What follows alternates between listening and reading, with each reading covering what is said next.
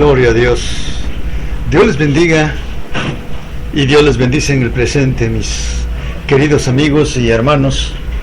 Estamos una vez más aquí para traerles un mensaje más de la palabra de Dios. En esta ocasión vamos a considerar el mensaje a la iglesia de Tiatira. Y antes de leer la Biblia, vamos a orar un momento. Padre, en estos momentos te agradecemos el que tú nos das tu bendición. Te agradecemos, Padre, el que nos permites este tiempo para hablar la palabra. Bendice todo hasta donde tú nos estás permitiendo llegar, Padre.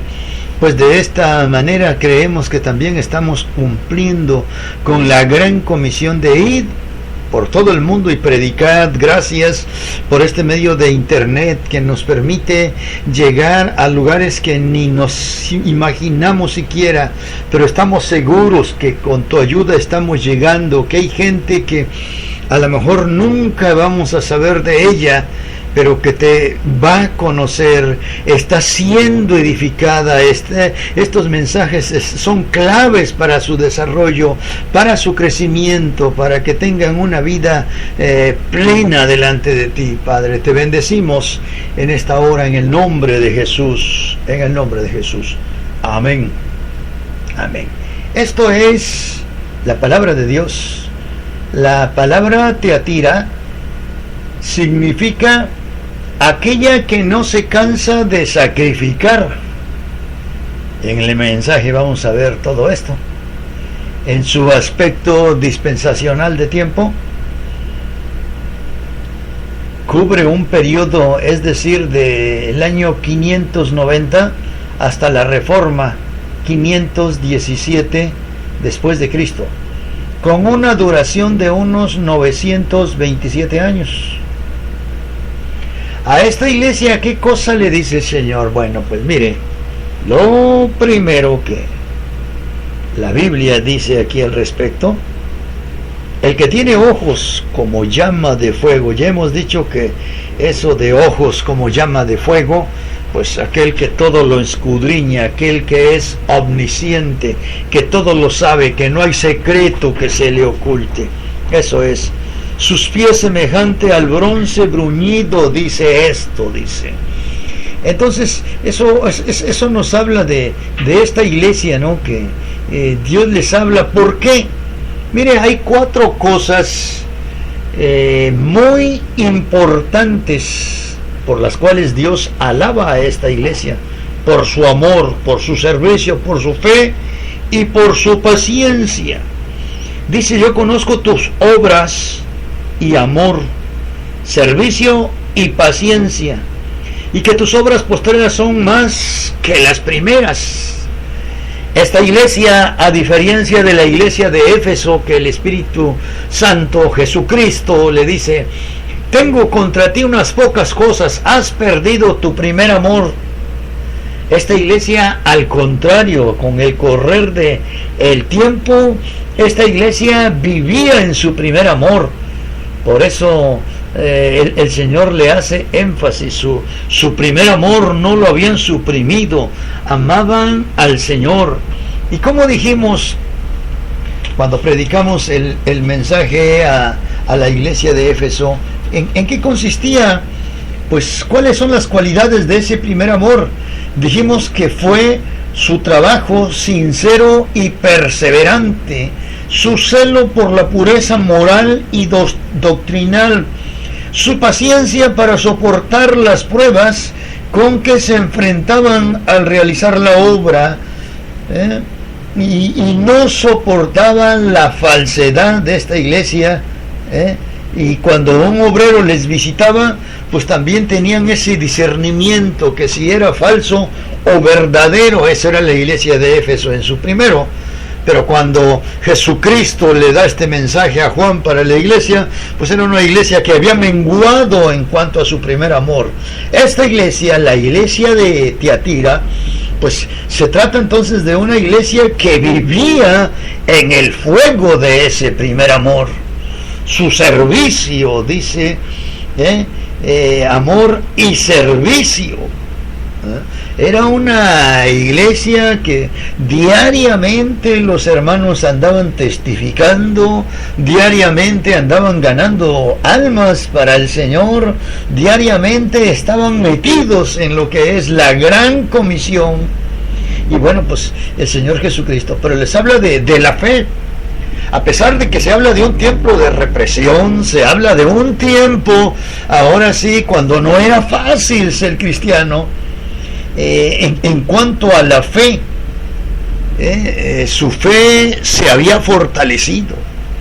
Y es que una de las cosas, analizando, dicen que la historia es bueno, observar la historia, y a través de la historia se ha visto que entre más represión ha habido sobre la iglesia, entre más se le ha privado de lo que serían, hoy en día se dirían sus derechos humanos, la iglesia más busca a Dios.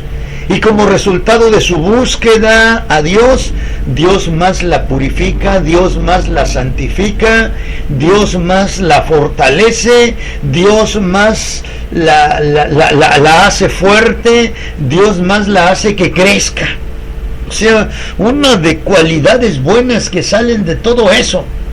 Y entonces esta iglesia había crecido en fe, en paciencia. En una ocasión alguien decía, ¿tú quieres problemas? Pues dicen, no, pues no, pero cuando tú oras al Señor y le dices, dame paciencia, la otra cara de este asunto es que le estás diciendo, mándame problemas, mándame dificultades, porque es a través de cómo Dios prueba la paciencia. Entonces estos hermanos, en estas cuatro cosas, en el amor, en el servicio, en la fe y en la paciencia, estaban en su apogeo. Dice aquí uno de los versículos, dice, y que tus obras postreras, o sea, tus obras últimas, son más que las primeras. O sea, estos hermanos iban como en el libro de los Proverbios, dice, mas la senda de los justos es como la luz de la aurora, que va en aumento hasta que el día es perfecto. O sea, estos hermanos venían de menos a más. Quiere decir que estaban creciendo, quiere decir que estaban creciendo. Entonces Dios los halaga por eso, porque eran una iglesia activa, eran una iglesia que ardían en el fuego de su primer amor. No se había apagado ese primer amor, pues a Cristo sea la gloria. Pero qué problemitas había en esta iglesia. Dice la palabra de Dios, pero tengo unas pocas cosas en contra de ti, que toleras que esa mujer Jezabel, que se dice profetiza, enseña y seduzca a mis siervos a fornicar y a comer cosas sacrificadas a los ídolos. Permites que esa mujer Jezabel, que se dice profetiza, seduzca. Entonces Jezabel había logrado que tropezaran algunos siervos ahí en esta iglesia, algunos de los que servían a Dios. Pero en la Biblia, en el Antiguo Testamento, ¿quién fue Jezabel? Jezabel fue una mujer pagana fenicia, que introdujo el baalismo en la idolatría en Israel. Fue la malvada esposa del rey Acab. En su época se lanzó en una campaña de exterminio en contra de los profetas de Jehová, que Elías, cuando él ahora sí que desmaya y por un momento ahora sí se llena de pavor, dice, han matado a todos tus profetas y solo yo he quedado y me buscan para quitarme la vida. Entonces esta mujer pues había logrado no el exterminio, pero ella pensó haberlo logrado. Quedaba Elías y no lo apreció. pensó que no era ninguna amenaza para él. Vio ahora sí que sí era de cuidado, cuando sacrificó a los 450 profetas de Baal y a los 400 sacerdotes de Acera. Entonces vio que sí era de armas tomar, pero pues para entonces Dios tenía planes. Entonces ahí comienza la historia de esta mujer Jezabel. Pero ¿qué más? Como ya dijimos que introdujo la adoración del ídolo Baal, un ídolo abominable, una de las cosas que es tremendo, porque ¿cuándo comienza la idolatría en el pueblo de Dios? Y mire, dice la Escritura que cuando los hombres llegaron a una llanura, allá en lo que es Babilonia, los hombres empezaron a revolver, dice que el asfalto con el barro, y vieron que enduraba. Y entonces dijeron, vamos a fabricarnos una torre y vamos a edificar una ciudad que le llaman en la Biblia Babel. Y esta incluía una torre que decían cuya fama llegue hasta los cielos. Hagámonos un nombre, hagámonos una fama.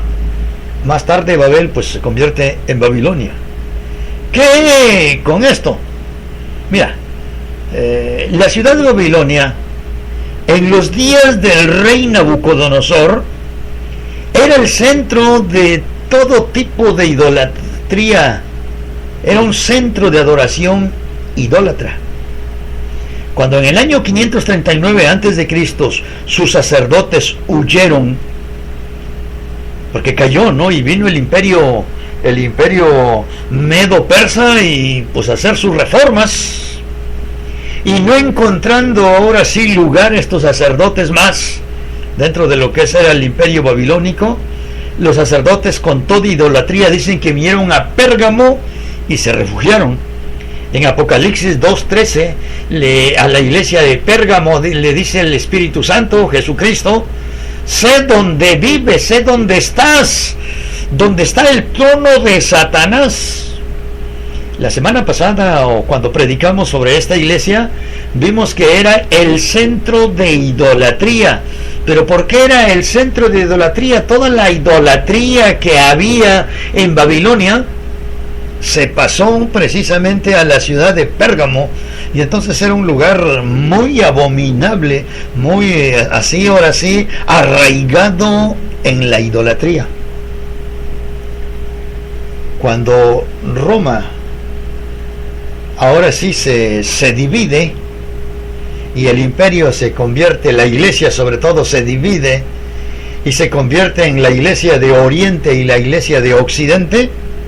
Bueno, pues la iglesia de Occidente, su capital quedó en Roma, y para la iglesia de Occidente su capital quedó en Constantinopla.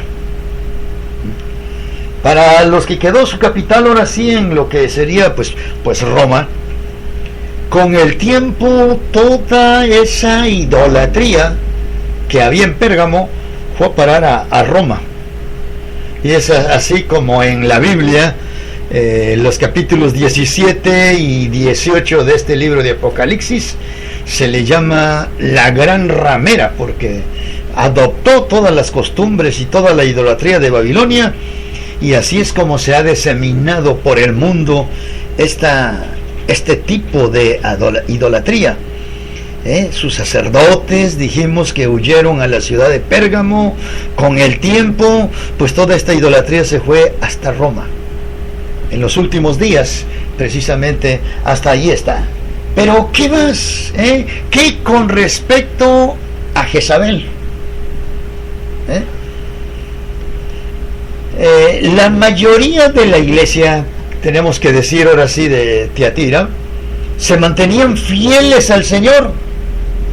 ¿Qué cosa le dice la Biblia a estos hermanos, que los que no han negado el nombre, los que no han manchado sus vestimentas, ahora sí, no han ensuciado su vida con el pecado? pues claramente le dicen que retengan lo que tienen. Aunque no es directamente aquí a la Biblia, pero la Biblia hoy en día a nosotros nos dice: he aquí que yo vengo pronto, retén lo que tienes para que ninguno tome tu corona. Y creo que esta era una advertencia para la iglesia. Hoy es una advertencia para nosotros. Hoy nuestra redención está más cerca que cuando creímos, dice la palabra. Está más cerca de nosotros nuestra redención que cuando creímos. Y entonces hoy se nos llama a nosotros como iglesia a que seamos vigilantes, a retener lo que ya somos. En Mateo 24:13 dice: mas el que persevere hasta el fin, este será salvo. Mas el que persevere hasta el fin. O sea, gracias a Dios por el tiempo, por los años que Él nos ha guardado. Entre más nos acercamos, quiero decirte que esto es como cuando uno está en un frente de batalla. Entre más cerca esté uno del enemigo, los peligros de que haya bajas, pues son más reales cada vez. Y así también aquel que se acerca a Dios, entre más se acerca a Dios, bueno, pues el enemigo más trabas le pondrá. Entre más se acerque a Dios, yo creo que se va a volver ahora sí como un objetivo para el enemigo a derribarlo. Y entonces por eso la Biblia, como cristianos, en la carta del apóstol San Pablo a Filipenses capítulo 6 dice: por tanto, tomad toda la armadura de Dios y habiendo acabado, estad firmes. Entre en medio de estos versículos que dije, dice: tomad toda la armadura de Dios para que podáis resistir en el día malo, y habiendo acabado todo, estad firmes. O sea, muchas veces ¿a qué se debe que vemos cristianos heridos? Vemos cristianos derribados por el enemigo. ¿Pero por qué decimos? ¿Por qué el hermano tan bonito que enseñaba, tan ungidos que eran sus mensajes, tan lindo que era su testimonio, cuando salía a la guerra, no sabemos si se ponía la armadura de Dios? No sabemos si se ponía ahora sí el casco, si tomaba el escudo con que hay que apagar todos los dardos de fuego del maligno, si sus salidas eran pacíficas cuando dice que debemos de calzar los pies con el evangelio de la paz.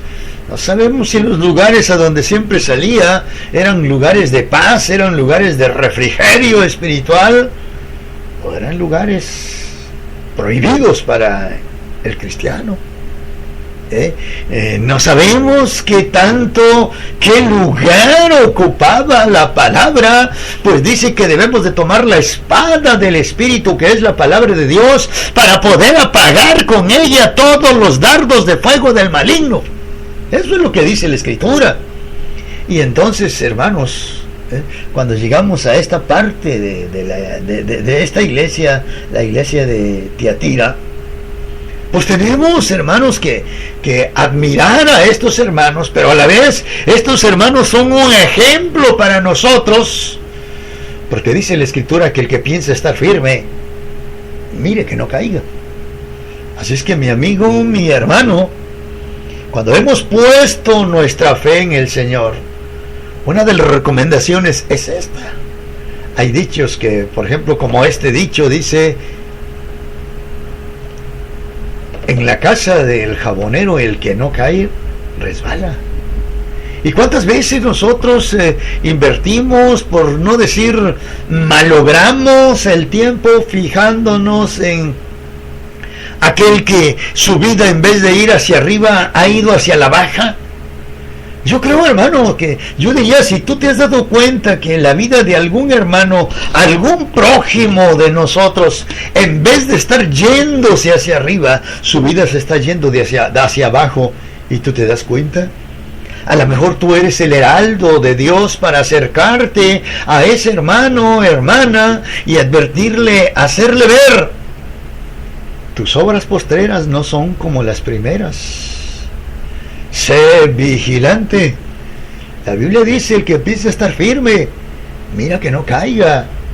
Jesús advirtió sobre esto, advirtiendo, ¿no?, a la gente de su época, acusando, señalando a los escribas y fariseos, a los sacerdotes y a toda la gente religiosa de su época, que decía, están para señalar y para ver la paja que está en el ojo de su hermano, en el ojo de su prójimo, mas no se dan cuenta de la viga, el tronco que ustedes tienen por delante. Y cuántas veces, hermanos, como cristianos, vivimos en unos pecados que simplemente la Biblia dice no se deben de nombrar entre nosotros. Tenemos unas faltas que, sin embargo, si Dios nos ha dado la facultad de predicar su palabra, señalamos. Somos buenos para señalar. Somos buenos para corregir.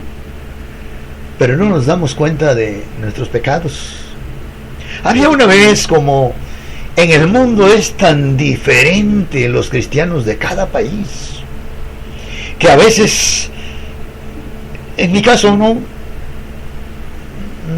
me meto mucho ya en la vida íntima de, por ejemplo, entre nosotros, no fumamos, no tomamos bebidas embriagantes. Eso quiere decir cero cerveza, que dicen que es buena, que tiene vitaminas. Cero cerveza. No fumamos, no bebemos bebidas embriagantes. Pero ¿saben ustedes que en alguna parte del mundo, por ejemplo los alemanes, no toman café, pero toman cerveza? Los hermanos. Los holandeses no toman café porque es pecado, pero fuman. Y a través de la historia, ¿no?, de grandes hombres de Dios, se habla de alguien que le decían el príncipe de los predicadores, que mientras preparaba los mejores sermones que preparó en su vida, él sostenía en sus manos una pipa. Ahora sí, ¿para qué? Bueno, pues estaba llena de tabaco y prendidita. ¿Por qué? Pues hay cosas que a nosotros nos enseñaron que es pecado, a otros les han enseñado que no. Hay cosas que a nosotros nos las han dado por buenas, a otros se las han dado por malas. Por ejemplo, el refresco de la Coca-Cola en este país es muy apreciado, este refresco. A juicio personal es el que más se vende. Pero hay lugares que preferirían fumarse un cigarro, tomarse una cerveza, que beberse una Coca-Cola. Así está el mundo en el que vivimos, mi hermano. ¿Cuál es el libro que nos rige? Que aquí y en cualquier parte del mundo los principios son los mismos, no cambian. La Biblia. La Biblia es la palabra de Dios, y en ella contiene, en este caso, en el mensaje que estamos dando la iglesia que estaba en Teatira, pues estamos hablando de algunas cosas buenas que estos hermanos tenían. Dios les hace ciertas promesas a los vencedores de esta iglesia. Vamos a ver, dice que, ¿qué promesas? Dice que recibirían autoridad sobre las naciones. Estos hermanos, si eran fieles hasta el fin. Dice aquí, al que venciere y guardare hasta el fin, yo le daré autoridad sobre las naciones. Cuando Cristo venga a este mundo, cuando Satanás esté preso por 1000 años y encadenado, cuando la bestia, el anticristo y el falso profeta hayan sido lanzados al lago de fuego, entonces Jesucristo se sentará en su trono. Y precisamente a esos fieles de esta iglesia que guarden sus obras, que guarden sus palabras, Jesucristo les dice, yo le daré autoridad sobre las naciones. El versículo 27 dice, y las regirá con vara de hierro, y serán quebradas como vaso de alfarero, como yo también la he recibido de mi Padre. y las regirá con vara de hierro. O sea, gobernarán en alguna parte de este mundo. Cristo los va a emplear como una recompensa que a su fidelidad, a su arduo trabajo, que habían sus obras primeras se habían vuelto chicas en comparación a sus obras postreras o últimas. Era una iglesia que estaba creciendo en buenas obras, creciendo en la obra del Señor siempre, acercándose cada día. Y entonces la promesa es que les daría autoridad sobre las naciones y las regirá con vara de hierro.